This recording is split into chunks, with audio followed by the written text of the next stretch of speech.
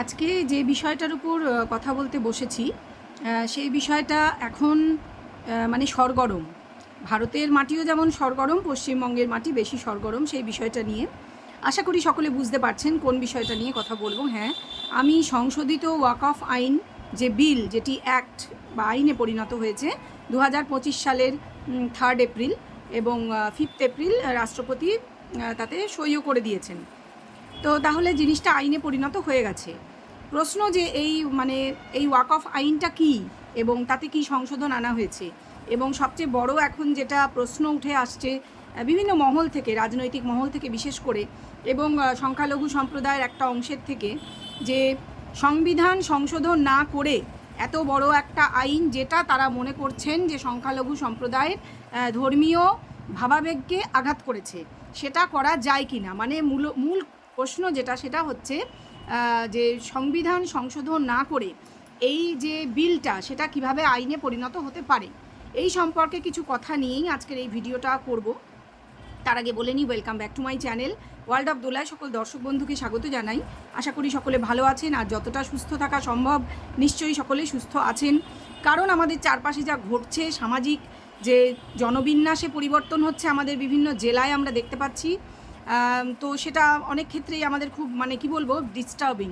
যেটা গতকাল এই কেসটা নিয়েই অনেকগুলো কেস একসঙ্গে শুনানি হয়েছে সুপ্রিম কোর্টে, প্রধান বিচারপতিও বলেছেন বলেই শুনেছি যে ভীষণ ডিস্টার্বিং।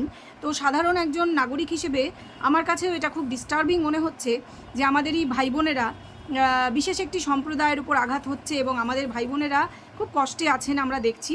তবে হ্যাঁ, যে সম্প্রদায় থেকে আঘাত আনা হচ্ছে, বলা হচ্ছে, তাদেরকেও কিন্তু পুরোপুরি দোষ দেওয়া যাবে না, কারণ সেখানেও ভীষণ ভালো কিছু জিনিস চোখে পড়লো। যে কি বলবো, এই যে সংখ্যালঘুদের সঙ্গে সংখ্যাগুরু আমাদের যে হিন্দু ভাই বোনেরা, তাদের যে প্রচণ্ড আত্মিক যোগাযোগ বন্ধন, এটা যে যত আমাকে হয়তো অনেকেই কটাক্ষ করবেন, বিভিন্ন নেগেটিভ কমেন্ট করবেন আমি জানি, তবু আমি দেখেছি, আমি মেন স্ট্রিম চ্যানেল যেটা আনন্দবাজার এবিপি অনলাইনেই দেখেছি, সেটা না বলে পারলাম না, যে এই ধরনের প্রচারগুলো বেশি করে হওয়া কিন্তু এই পরিস্থিতিতে, এই অগ্নিগর্ভ পরিস্থিতিতে দাঁড়িয়ে খুবই প্রয়োজন। যে মানুষের যে সৌহার্দ্য, যে বন্ধন, সেটা কিন্তু শেষ হয়ে যায়নি, এটা যুগে যুগে একই থাকে, শেষ হয়ে যায় না। ফিরে আসি যে পয়েন্টে, যে বিষয়টা নিয়ে কথা বলবার জন্য আজকে বসেছি, যে এই যে ওয়াকফ আইন, সেটা কি? ওয়াকফ আইন কিছুই না, ঠিক আমাদের হিন্দুদের যেমন দেবোত্তর সম্পত্তি, যে দেবতার নামে দান করে দেওয়া সম্পত্তি, যেটার থেকে আশা করা হয় যে দান করা সম্পত্তির থেকে যে আর্নিং হবে, যে টাকা পয়সা ইনকাম হবে, যদি জমি থাকে জমি বা কোনো বাড়ি, সেটা ভাড়া দিয়ে যে আর্নিং হবে, সেটা দিয়ে সেই সম্প্রদায়ের মানুষেরই বিশেষ করে উন্নতি সাধন হবে, বিশেষ করে গরিব মানুষদের, যাদের নিজেদের সেভাবে ব্যাকআপ নেই, তাদের উন্নতি সাধন হবে, সেই অর্থেই, সেই উদ্দেশ্য নিয়েই এই দানটা করা হয়। আমি দেবোত্তর সম্পত্তির কথা বললাম, যেটা হিন্দুদের রয়েছে। ঠিক একইভাবে ওয়াকফ আইনটা হচ্ছে যে মুসলিম যারা সংখ্যালঘু, তারা যখন দান করেন, তাদের সম্পত্তি তারা এক্সট্রা, ধরুন যে অতিরিক্ত মনে করেন, সেই সম্পত্তিটা তারা দান করতে চান, তো সেটা হয়ে যায় ওয়াকফ সম্পত্তি। এবং এই সম্পর্কে প্রথম শুরু হয়েছিল জিনিসটা 1913 সালে, বারবার রিভিশন হয়েছে আইনটাতে, 1923 সাল, 1954 সাল, 1995 সালে বারবার রিভিশন হয়েছে। তখন কিন্তু এই ধরনের হয়তো প্রতিবাদ কোনো কোনো মহল থেকে হয়েছে, কিন্তু এতটা দেখা যায়নি, কারণ এবারের পরিবর্তনটা অনেক বেশি মাত্রায় হয়েছে, এবং কিছু কিছু জায়গায় অবশ্য করেই সংখ্যালঘুদের আপত্তির কারণ রয়েছে। কিছু কিছু কেন, তাদের ধর্মীয় ভাবাবেগে যেহেতু আঘাত করা হয়েছে বলে তারা মনে করছেন, অনেক জায়গাতেই রয়েছে, তাই তারা প্রতিবাদ আন্দোলন চালিয়ে যাচ্ছেন। তবে মুর্শিদাবাদে যেটা হয়েছে, সেটা অবশ্য করেই সাধারণ কোনো প্রতিবাদ আন্দোলন নয়, সেইখানে কিছু অসভ্যতা করা হয়েছে, মানুষের ওপর যে আঘাত হয়েছে সেটা পারপাসলি করা হয়েছে। কে করেছে সেটা আমার দেখার কথা নয়, তার জন্য আমাদের এনআইএ আছেন, তার জন্য গোয়েন্দা বিভাগ আছেন, তার জন্য আমাদের বিএসএফ যথেষ্ট হেল্প করেছেন পুলিশকে।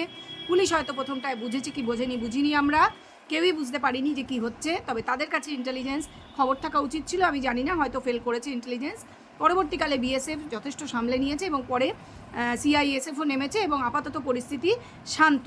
তবে সেখানকার মানুষ ভীষণ উদ্বিগ্ন, তারা ভীষণ ভয় পাচ্ছেন যে ক্যাম্প সরে গেলে, এরা সরে গেলে, বিএসএফ হোক আর সিআইএসএফ হোক, তারা সরে গেলে আবার তাদের ওপর আঘাত আসতে পারে বলে তারা মনে করছেন। আমরা বিভিন্ন ইলেকট্রনিক মিডিয়া, নিউজ চ্যানেলে আমরা দেখছি, আমাদেরও ভয় করছে তাদের অবস্থাটা দেখে, যে সত্যিই তো মানুষগুলি সাধারণ মানুষ, তারা খেটে খাওয়া মানুষ, কেউ দোকান করেন, কেউ চাষবাস করেন, কারুর একটা মিষ্টির দোকান রয়েছে, এরকম সাধারণ মানুষ ছোটোখাটো বিজনেস করেন, তাদের চোখ দিয়ে জল পড়ছে, খুব খারাপ লাগছে দেখে। তো তারা খুব চিন্তায় আছেন, তারা হাতে পায়ে ধরছেন যে বিএসএফের কর্তাদের যে আপনারা ক্যাম্পটা উঠিয়ে নিয়ে যাবেন না, এখানে পার্মানেন্ট ক্যাম্প করুন। কারণ তারা ভয় পাচ্ছেন, তাদের প্রাণের ভয়, তাদের প্রচুর ধন সম্পত্তি নষ্ট করা হয়েছে, প্রচুর টাকা পয়সা লুট করা হয়েছে, আগুন লাগিয়ে দেওয়া হয়েছে বাড়িতে, বিশেষ করে একটু পয়সাওয়ালা দেখে দেখে এগুলো শোনা গেছে, বিভিন্ন মিডিয়ার থেকে জানা যাচ্ছে। তো যেটা চোখে দেখা যাচ্ছে সেটা তো মিথ্যা নয় যে প্রত্যেকের বাড়ি পুড়ে গেছে এগুলো, তো সেগুলো দেখা যাচ্ছে। তো সেগুলো বিচার করার বা তদন্ত করার যাদের ভার দেওয়া আছে তারা নিশ্চয়ই করবেন, সেটা নিয়ে আমার বলার কিছু নেই। বলার কথা যে আইনটা নিয়ে, যে ওয়াকফ আইনে তাহলে আছেটা কি। এতদিন যা হয়ে এসেছে যে ওয়াকফের বোর্ড তৈরি করা হয়েছে, যেহেতু প্রচুর সম্পত্তি দান করা হয়েছে বহুকাল থেকে, বহু প্রাচীনকাল থেকে অনেক সম্পত্তি দান করেছেন সংখ্যালঘুরা। আজকাল শোনা যাচ্ছে আমাদের যে মাননীয়া বলেছেন যে হিন্দুরাও অনেক সম্পত্তি ওয়াকফে দান করেছেন। আমি বলছি না, এটা তার বক্তব্য। আমরা গতকাল দেখেছি তিনি নেতাজি ইন্ডোরের সভায় বলেছেন, যেখানে ইমাম এবং মোয়াজ্জেমরা ছিলেন, তাদের বডি ল্যাঙ্গুয়েজ আমার খুব ভালো লেগেছে। সেখানে শুধু ওনারা ছিলেন না, হিন্দু সম্প্রদায় থেকে পুরোহিতরা ছিলেন, শিখ, ইসাই, মানে বুদ্ধিস্ট, খ্রিস্টান সব ধর্মের প্রতিনিধিরা ছিলেন।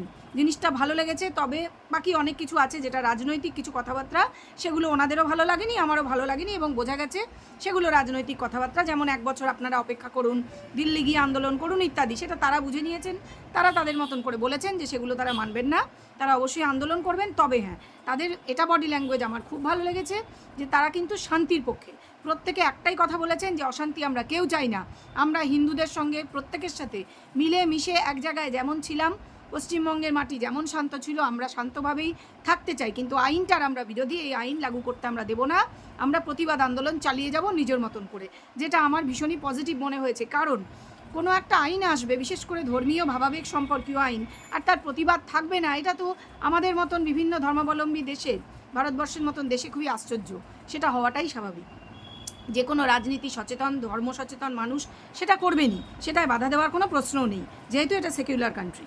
সেখানে আশা করি সবাই একমত হবেন আমার সঙ্গে, তারা অবশ্য করেই প্রতিবাদ আন্দোলন নিশ্চয়ই চালিয়ে যেতে পারেন। এবং ঘটনা যে অনেকগুলো মামলার একসঙ্গে শুনানি সুপ্রিম কোর্টে আজকেও আছে, বেলা 2টোর সময় কেসটা উঠবে কোর্টে, হয়তো আমার ভিডিও যখন আসবে তার আগেই কেসের হিয়ারিং হয়ে যাবে।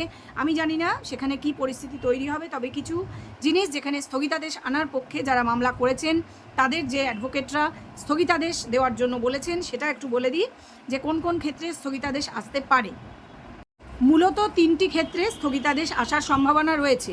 প্রথমটি হচ্ছে যে যেখানে দেখা যাচ্ছে যে মানে অলরেডি ইতিমধ্যেই ওয়াকফ সম্পত্তি বলে যে সম্পত্তিকে ঘোষণা করে দিয়েছে আদালত, সেটায় আর কোনো পরিবর্তন হবে না, সেটা ওয়াকফের সম্পত্তি বলেই বিবেচিত হবে, মানে সেটায় কোনো পরিবর্তন আনা যাবে না, এটা স্টে অর্ডার আনতে বলা হয়েছে। দ্বিতীয়ত, যেখানে বলা হয়েছে যে এই আইনটাতে যেটা রয়েছে মানে নতুন সংশোধিত আইনে, আমি আইনটা কী ছিল সেটা নিয়ে আর বেশি বলছি না, কারণ যেহেতু সংশোধিত হয়ে গেছে আমি সেটার ওপরেই বলছি। স্টে অর্ডার এই প্রথম যেটা বললাম সেটাই আসতে পারে। দ্বিতীয় যেটা হতে পারে সেটা হচ্ছে ম্যাজিস্ট্রেটের হাতে একটা ক্ষমতা দেওয়া হয়েছে, জেলা ম্যাজিস্ট্রেট, তিনি পর্যালোচনা করতে পারেন, মানে আদালতের পর্যালোচনা যেটা, সেটা হতে পারে ওয়াকফ সম্পত্তির ওপর। তবে এখন যেটা স্টে অর্ডার আনা হতে পারে, মনে করা হচ্ছে যে আসতে পারে বা দাবি করা হয়েছে যে এটা স্টে অর্ডার আনা হোক, যে ম্যাজিস্ট্রেট পর্যালোচনা করুন ঠিক আছে, কিন্তু তার সিদ্ধান্ত কার্যকর হবে না, এটা হলো দ্বিতীয় পয়েন্ট। আর তৃতীয় যে পয়েন্টটা সেটা হচ্ছে সংশোধিত আইনে 2025 সালে সংশোধিত আইনে বলা হয়েছে যে মুসলিম সংখ্যালঘু যারা তো ওয়াকফ বোর্ডে তারাই থাকেন, তারা ছাড়া 2 জন হিন্দু সম্প্রদায়ের মানুষ সেখানে থাকতে পারবেন, মানে থাকতে দিতে হবে। তো এটাই আপত্তি ওনাদের রয়েছে, কারণ ওনাদের সম্প্রদায়ের ব্যাপারটা ওনারা চাইছেন ওনাদের হাতে যেমন ছিল সেরকম থাকবে। তো কথাটা হচ্ছে সেটা বলা হয়েছে যে পদাধিকার বলে কেউ সেখানে থাকতে পারেন, কিন্তু এই যে হিন্দু সম্প্রদায় বলে স্পেসিফিক করে যেটা করা মানে কম্পালসারি করতে হবে, সেখানে স্টে অর্ডার আনার দাবি করা হতে পারে এবং হয়তো স্টে অর্ডার হতে পারে বলে মনে করা হচ্ছে। এই 3টে পয়েন্ট জানা গেছে যে হয়তো এখানে স্টে অর্ডার আনা যেতে পারে। এই পয়েন্টগুলো আমি পেয়েছি যে আনন্দবাজার পত্রিকা, যেটা কাগজ, খবরের কাগজ হিসেবে আমাদের কাছে আসে, আমি সেখান থেকে নিয়েই বললাম, সেটার উপর আলোচনাটা করলাম। এবার কথা হচ্ছে যে ভারতের মতন দেশে এই মানে এই পয়েন্টটার উপর আমি এখন কথা বলতে চাইবো, যেখানে দেবোত্তর সম্পত্তি রয়েছে হিন্দুদের, এরকমভাবেই যারা শিখ, যারা খ্রিস্টান, তাদেরও কিন্তু এইরকম ভগবানকে উৎসর্গীকৃত সম্পত্তি, মানে দানে দেওয়া সম্পত্তি সোজা কথায়, যেটা মানুষের ভালোর জন্য, ভালো কাজে ব্যবহার করার জন্য, যে হাসপাতাল তৈরি করা হবে বা সরাইখানা হবে, বা এই যে মুসলিম ধর্মাবলম্বীদের এতিমখানা, তাদের যে মসজিদ তৈরি করা বা মেনটেন্যান্সের জন্য খরচটা করা হয় এই ওয়াকফ সম্পত্তির থেকে। কিন্তু যেখানে আপত্তি, যেটা নিয়ে আপত্তির জন্য সংশোধনটা করা হয়েছে, যে বলা হয়েছে, একটু আইনটা নিয়ে আমাকে বলতে হবে যে আইনটা এতদিন কী ছিল, যেটা বলা হচ্ছে সংশোধিত আইনে যে আর সেটা করা যাবে না, যেখানে মূলত আপত্তি রয়েছে সংখ্যালঘু ভাই বোনেদের। তারা বলছেন যে এই যে আগে এতদিন পর্যন্ত হয়েছে, এবং আমরা জানি তামিলনাড়ু এবং কর্ণাটকে দুটো মামলা হয়েছে যেখানে গোটা গ্রামকে ওয়াকফ সম্পত্তি বলে দাবি করা হচ্ছে। তামিলনাড়ুতে এক ভদ্রলোক মেয়ের বিয়ে দিয়েছেন ঋণ করে, তিনি যখন ঋণ শোধ করতে গিয়ে নিজের জমি বিক্রি করতে যাবেন, তিনি জানছেন তার জমি নয়, তার জমিটা ওয়াকফের সম্পত্তি। স্বাভাবিকভাবেই তিনি আতান্তরে পড়েছেন। ঠিক একইভাবে কর্ণাটকেও এরকমই হয়েছে যে ওয়াকফ বোর্ড বলছে, প্রত্যেকটা স্টেটে একটা করে ওয়াকফ বোর্ড রয়েছে, এরকম 32টা বোর্ড রয়েছে আমরা জানি, প্রতিটা স্টেটের মধ্যে থাকা, এছাড়াও একটা স্টেটে দুটো আছে, সেরকমও হতে পারে, 32টা না হলে হতো না। কথাটা হচ্ছে যে এরা বলতে পারেন যে এই জমিটা আজকে থেকে ওয়াকফের সম্পত্তি, তারা মনে করছেন ওই জমিটা ওয়াকফের সম্পত্তি, এবং সেটা ওয়াকফের সম্পত্তি বলেই গণ্য হয়ে যেত এতদিন পুরনো আইনে, এবং সেটাতে কোনো কথা বলা বা আইনের পথ নিয়ে মামলা করা বা কিছু কোনো পর্যালোচনার কোনো অধিকার কোনো আদালত কোনো সরকারের ছিল না। কিন্তু এখন নতুন আইনে সেটা করা হয়েছে। কিন্তু এদের আপত্তি, এরা বলছেন যে আইন সংবিধান সংশোধন না করে এই জিনিসটা করা পুরোপুরি অসাংবিধানিক। এখানে আমার কথা হচ্ছে, আমি এখনও এই জোগাড় করতে পারিনি যে কি বলবো, যে ফুটেজগুলো বা কোনো পয়েন্ট আমি পাইনি যে আগের যে বিলগুলো সংশোধন করা হয়েছিল, এর আগে আইন যতবার সংশোধন করা হয়েছে তখন কি সংবিধান সংশোধন করে তারপরে সংশোধন আনা হয়েছে, এই ব্যাপারটা আমি জানি না। যেহেতু আগে অন্যান্য সরকারের সময়েও কিন্তু সংশোধন আনা হয়েছে এই আইনের উপর, এবং তখন কিন্তু এত বড় মাত্রায় প্রতিবাদ আন্দোলন দেখা যায়নি। সেই জন্য এখন এরা যেটা বলছেন মূলত, যে আমাদের মাননীয়াকেও বলতে শুনেছি, যে সংবিধান সংশোধন না করে এই আইন বলবৎ করা এবং মাঝরাতের অন্ধকারে সেটাই কিন্তু প্রশ্ন চিহ্ন থাকছে। এবং আমার কথা এখানে, যদি আপনাদের মধ্যে কেউ জানেন যে আগে যখন এই আইনের পরিবর্তন এসেছে তখন সংবিধান সংশোধন করে এসেছে কি না সংবিধান সংশোধন না করে এসেছে, আমি এটা কিন্তু কোনো সোর্স থেকেই এখনও অবধি জোগাড় করতে পারিনি, জানতে পারিনি। তাই প্রশ্নটা আপনাদের কাছে রাখলাম, যদি কারোর জানা থাকে অতি অবশ্যই কমেন্ট বক্সে আমাকে নিশ্চয়ই করে জানাবেন। কথাটা হচ্ছে, তাহলে এটা একটা বড় প্রশ্ন রয়ে গেল, এবং সেই জন্য হয়তো যে 3টে পয়েন্ট আমি বলেছি, স্টে অর্ডার আসলেও আসতে পারে, সেটা আজকে সুপ্রিম কোর্টের ফয়সলায় জানা যাবে যে কি হয়। এরপরে আসি যে মুর্শিদাবাদে যে ঘটনা হয়েছে সেটা ভীষণই অনভিপ্রেত, সেটা শোনা যাচ্ছে বাংলাদেশ ইত্যাদি নানান দুষ্কৃতি ইত্যাদি নাম শোনা যাচ্ছে। সেখানকার স্থানীয় মানুষেরা ভীষণ ভয় রয়েছেন, বিশেষ করে সুতি, ধুলিয়ান, শামশেরগঞ্জ এইসব জায়গার লোকরা 2জন মারা গিয়েছেন আমরা দেখেছি, খুবই দুঃখজনক। 2জন কি 3জন মারা গিয়েছেন, এবং বিভিন্ন সরকারি সম্পত্তি ধ্বংস করা হচ্ছে। এবং ভাঙড়ে পরবর্তীকালে 2 দিন আগে আমরা দেখেছি সেখানেও একই গণ্ডগোল একইভাবে হয়েছে। কিন্তু এই যে কি বলবো, হিংসাত্মক গণ্ডগোল করে এই আইনকে তো পরিবর্তন করা যাবে না। আমি আমার সংখ্যালঘু ভাই বোনেদের কাছে এটা আবেদন রাখবো, যারা দেখছেন আমার ভিডিওটা, যে এই আইন পরিবর্তন করতে হলে, যদি পরিবর্তন সত্যিই করতে হয়, তাহলে কিন্তু সেইভাবেই এগোতে হবে। প্রতিবাদ আন্দোলন নিশ্চয়ই জারি থাকবে, আমরা কেউ তার বিরোধী নই। এবং আরও একটা যে কথা সেটাও বলবো, আমি দেবোত্তর সম্পত্তি নিয়ে যে বলেছি বলবো, নিশ্চয়ই বলবো। তবে আমি যেটা বলবো যে প্রতিবাদ আন্দোলন নিশ্চয়ই চলবে, চলতেই পারে, সব স্টেটেই হচ্ছে, কিন্তু তার মানে এই নয় যে আন্দোলনটা হিংসাত্মক দিকে যাবে। সেই জন্য যারা সমাজের দায়িত্ববান নাগরিক, যারা বড় বড় পোস্টে রয়েছেন, সংখ্যালঘুদের মধ্যেই আমি বলছি, সেই মসজিদের ইমামরা বা সেই রকম, আমি ঠিক জানা নেই আমার কি পোস্টের নাম, তারা কিন্তু নিশ্চয়ই গাইড করবেন, কারণ তাদের বডি ল্যাঙ্গুয়েজ আমি খুবই ভালো লেগেছে আমার, যে কালকে যখন নেতাজি ইন্ডোর থেকে তারা বেরোচ্ছেন, বিভিন্ন সংবাদ মাধ্যমে বাইট দিচ্ছেন, তারা কিন্তু খুব পজিটিভ মাইন্ডসেট তাদের দেখলাম। তারা অনেকেই কিন্তু মাননীয়ার বক্তব্যের সঙ্গে একমত নন, কাউকে আমরা জানি একজনই তিনি দেখলাম অনেকটাই একমত। সেটা নিয়ে আমি যাচ্ছি না, সেটা রাজনৈতিক বক্তব্য তাদের, তারা বলুন যেভাবে বলছেন। কিন্তু বেশিরভাগ যারা ইমাম বা মুয়াজ্জেম রয়েছেন তাদের দেখলাম, তারা শিক্ষিত লোকও, দেখেই বোঝা যাচ্ছিল তাদের কথাবার্তা খুবই পরিশীলিত, মার্জিত। তারা কিন্তু পজিটিভ কথা বলছেন, যে আন্দোলন চলবে, আমরা প্রতিবাদ নিশ্চয়ই করব। আর দিল্লির কথা উনি বলেছেন, দিল্লি গিয়ে করুন, এখানে শান্তি রাখুন, দিল্লি গিয়ে আন্দোলন করুন। আমাদের দিল্লিতেও মুসলমান ভাইরা আছেন, তারা সেখানে করবেন, আমরা এখানে করব, এটার মধ্যে কোনো ভুল নেই।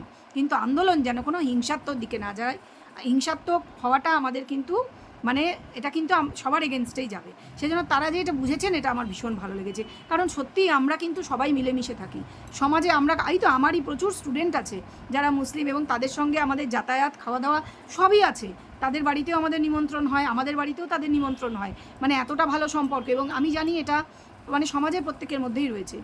উগ্রত্ব যারা দেখায়, তারা হিন্দু হোক আর মুসলিম হোক, কোনোটাই কিন্তু উচিত নয়, কোনোটাই কিন্তু সমাজে গ্রহণযোগ্য নয় এবং হচ্ছেও না।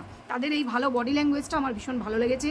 এবং সব ধর্মের সকল ভাই বোনের কাছে এটাই আবেদন রাখবো যে আপনারা শান্তি বজায় রাখুন, কোনো প্ররোচনায় পা দেবেন না। কারণ প্ররোচনাগুলো জানবেন যে সমস্তই রাজনৈতিক। যারা যা করছেন বা কেউ কাউকে উস্কাচ্ছেন, যত উস্কানিমূলক ভিডিও হচ্ছে, যা হচ্ছে, সেগুলো কিন্তু রাজনৈতিক। তারা নিজেদের স্বার্থে সেগুলি করে এসেছেন এবং এখনও করছেন। আপনারা এই উস্কানিতে পা দেবেন না। আপনাদের ধর্মীয় ভাবাবেগে যদি আঘাত লেগে থাকে সেটা আইনগতভাবেই নিশ্চয়ই সমাধান হবে। আপনারা আন্দোলন প্রতিবাদ করতেই পারেন, করবেন। তার মানে এই নয় যে অপর ধর্মের মানুষকে আক্রমণ করা হবে। সেটাকে স্বাভাবিকভাবে কোনো শিক্ষিত মানুষ, সুস্থ মস্তিষ্কের মানুষ সাপোর্ট করতে পারেন না এবং করছেনও না। এবং এই যে সরকারি সম্পত্তি নষ্ট করা, এ তো আমাদের সবার সম্পত্তি, সকলের ট্যাক্সের টাকায় এগুলি কেনা হয়। প্রচুর দাম, মাননীয়া বলছিলেন, এক একটা গাড়ির দাম 40 লাখ টাকা। সত্যি ভীষণ কষ্ট হয়। এগুলো অ্যাম্বুলেন্স নষ্ট হয়ে যাচ্ছে, মানুষের যে মানে প্রচণ্ড যখন মানুষ মরণ যন্ত্রণায় থাকে তাকে তাড়াহুড়ো করে নিয়ে যাওয়ার জন্য এই অ্যাম্বুলেন্স, এই বুদ্ধিটা যেন প্রত্যেকের মাথায় কাজ করে। এবং সমাজে যে ইয়াং জেনারেশন, তারা যে ধর্মেরই হন, তারা যেন কোনোভাবেই পথভ্রষ্ট না হয়, এইটা দেখা আমাদের সবার কর্তব্য। এবং আমার এই ভিডিও করার উদ্দেশ্য কিন্তু এটাও, যাতে সকলে সঠিক পথে থাকেন, কেউ বিপথে যাবেন না, কেউ পথভ্রষ্ট হবেন না, অপর ধর্মের মানুষকে আক্রমণ করবেন না। এই কথাটা, এই ভালো শুভ বুদ্ধির যাতে উদ্রেক হয়, এটা প্রচার করাটাই কিন্তু আমার উদ্দেশ্য। এইবার আমি আসি দেবোত্তর সম্পত্তি। হিন্দুদের যে দেবোত্তর সম্পত্তি আছে তারও কিন্তু একটা ট্রাস্ট থাকে। তারা কি করে, একইভাবে দানে দেওয়া হয় সম্পত্তিটা, এবং সেটার থেকেও যে আর্নিং হয় সেটা দিয়ে নানান স্কুল, দাতব্য চিকিৎসালয় ইত্যাদি চালানো হয়। এবার কথা হচ্ছে, এখানে একটা বড়সড় তফাৎ আছে যে ওয়াকফের সম্পত্তির উপর যেন কোনো যেমন পর্যালোচনা হয় না, হিন্দুদের যে দেবোত্তর সম্পত্তির উপর কিন্তু আইনত মামলা হতে পারে এবং হয়তো খুব বেশি হয় না, আমি জানি না কেন, দরকার পড়ে না, বা কেউ ঠাকুর বাকুর বলে, মানে ঠাকুর দেবতা বলে মানে সেটা করে না, যে থাক, ছেড়ে দেয় আর কি। কিন্তু সেটা হলেও হতে পারে, যেহেতু আইনগত কিন্তু বিধান আছে। এখানে একটা বড় তফাৎ। তো আমার যেটা মনে হয় পার্সোনালি, যে ওয়াকফের যে পরিবর্তন আনা হয়েছে সেটা আরও বেশি সেন্সিটিভ, যেহেতু ইস্যু আরও সেন্সিটিভভাবে আলোচনা সাপেক্ষে, অনেক বেশি কড়া না হয়ে, অনেক বেশি মানে তাদেরকে ইনভলভ করে যাদের ধর্মীয় ভাবাবেগকে আঘাত করছে, এটা কিন্তু প্রয়োজন ছিল। সংশোধনী নিশ্চয়ই আনা উচিত, যে কোনো জিনিসই সংশোধন হওয়া উচিত, কিন্তু মানে একটা কোনো কিছু লঙ্ঘন না করে। এই যে হঠাৎ করে যেগুলো বলে দেওয়া হচ্ছে, দুজন হিন্দু থাকবে, এই যে একটা উগ্র হিন্দুত্বের গন্ধ যদি মানে তারা মনে করেন, তখনই কিন্তু এই শত্রুতার ব্যাপারটা তৈরি হয়ে যায়, যেটা আমার মনে হয় একেবারেই অনুচিত। তো আরও কিছু পরিমার্জনা হয়তো করা প্রয়োজন ছিল, হয়তো তাড়াহুড়ো করা হয়েছে। তবে আরেকটা কথাও সত্যি, যেহেতু পার্লামেন্টে বিল পাস হয়ে ওটা অ্যাক্ট হয়ে গেছে, বিলটা পাস কিভাবে হলো? বিল পাস করতে হলে আমরা জানি যে মেজরিটি প্রয়োজন, এবং মেজরিটি পেয়েছেন তারা। তবে মাঝরাত্রে বিল পাস কেন হলো সেটাও কিন্তু একটা বড় প্রশ্ন তো তুলবেই। কারণ আমাদের দেশে আমরা, এটা হচ্ছে সেকুলার কান্ট্রি, মানে প্রচুর ধর্মের লোকজন রয়েছেন। তো কারুর যদি ধর্মীয় ভাবাবেগে আঘাত লাগে, তারা যদি মনে করেন, তারা তখন প্রতিবাদ করবেন। তবে প্রতিবাদ, ওই যে বললাম, একটা লিমিটেশনের মধ্যে অতি অবশ্যই প্রয়োজন, এবং তার জন্য শিক্ষিত মনের প্রয়োজন। সেই জন্য আপনারা প্রত্যেকেই এখন যেমন শান্ত আছেন, শান্ত থাকুন, শান্তভাবে আলোচনা করে আপনারা প্রতিবাদ করুন, কিন্তু উগ্রত্ব যাতে না আসে, কোনো হিংসাত্মক কিছু না হয়, কোনো মানুষের উপর, কোনো ধর্মের মানুষের উপর, জানমালের উপর যেন আঘাত না আসে, এটা দয়া করে আপনারা কিন্তু দেখুন। এটা আপনাদের কাছে আমার একান্তই আর্জি জানালাম। প্রত্যেকে ভিডিওটা শেয়ার করুন, যাতে ভালো যে মেসেজটা আমি দিতে চেয়েছি মানুষের কাছ পর্যন্ত, সব ধর্মের মানুষের কাছে যেন সেটা পৌঁছয়, আমি এটা চেয়ে আমার এই ভিডিও এখানে শেষ করব। ভিডিও ভালো লাগলে নিশ্চয়ই লাইক করবেন আর বেশি করে শেয়ার করবেন। আচ্ছা, এই ভিডিও এখানেই থাকলো। নমস্কার।